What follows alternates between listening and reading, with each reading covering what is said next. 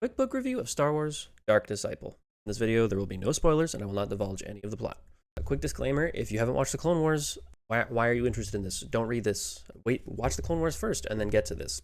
It's tied to it. You won't understand what's going on. You won't know who anyone is. You won't know why he's not bald anymore. It's actually not really a big deal, but, I mean, it doesn't matter. Like, come on. The story follows Jedi Master Quinlan Vos, Ventress.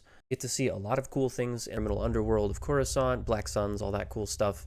You get to see what your favorite bounty hunters of the time period are doing. You get to see some daily life of Jedi, some world building in there. The character depth in this novel is fantastic. All of the characters really well written. None of them fall flat. Even the characters that have been there for a chapter or less, they seem very, very fleshed out, very well written, and all important in their own way.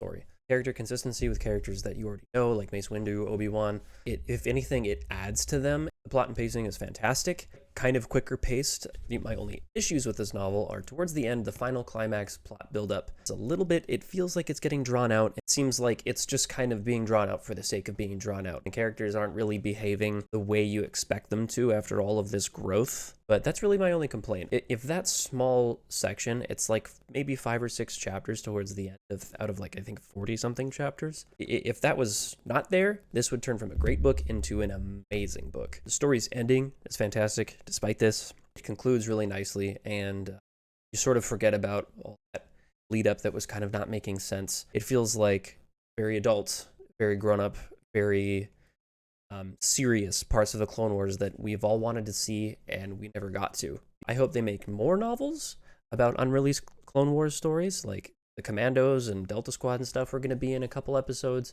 I would love to see that. That's awesome. And more clones just doing cool shit. That's stuff I'd love to see. Clones, Jedi, it's a cool era.